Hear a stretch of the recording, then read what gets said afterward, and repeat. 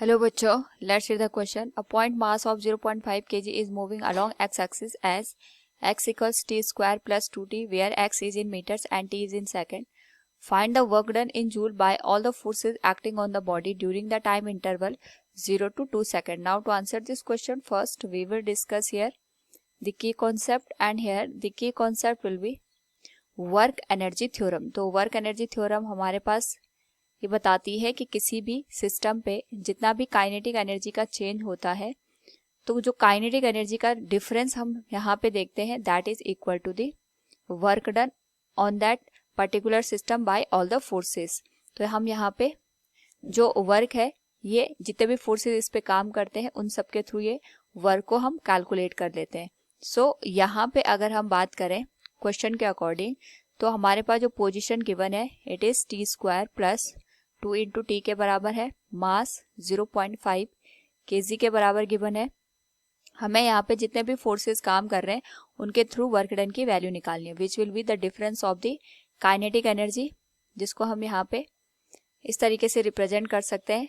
Kinetic energy final minus kinetic energy initial. क्योंकि मास दोनों जगह सेम है तो हमारे पास हाफ m को हम यहाँ पे कॉमन ले लेंगे. It will be final velocity का स्क्वायर माइनस इनिशियल वेलोसिटी का स्क्वायर.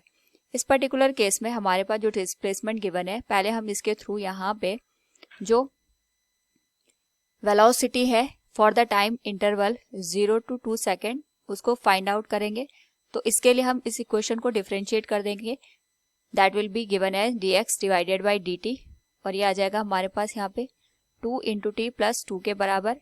तो जब टाइम की वैल्यू 0 सेकेंड के बराबर थी, उस पर्टिकुलर केस में जो वेलोसिटी होगी that will be given as 2 into 0 plus 2, that will become 2 meter per second. और जब हमारे पास ये 2 सेकेंड के बराबर टाइम देगा, उस पर्टिकुलर केस में जो फाइनल वेलोसिटी होगी that will B 2 into 2 plus 2, ये आ जाएगा हमारे पास 6 मीटर पर सेकेंड के बराबर. तो इस केस में अगर हम यहाँ पे वर्क डन की वैल्यू निकालें, that will become half m की वैल्यू हो जाएगी 0.5 फाइनल वेलोसिटी का स्क्वायर माइनस इनिशियल वेलोसिटी का स्क्वायर, और ये बन जाएगा हमारे पास 1/2 इंटू 0.5 इंटू 6 का स्क्वायर 36 माइनस 2 का square 4, and it will become 32. तो यहाँ से हम लिख सकते हैं 16 into 0.5, it will become 8 joule. So from the given question we can say here work done by all the forces acting on the body during the time interval 0 to 2 seconds is 8 joule. Option C will be the right answer. Hope all you understood it. Thank you and best of luck.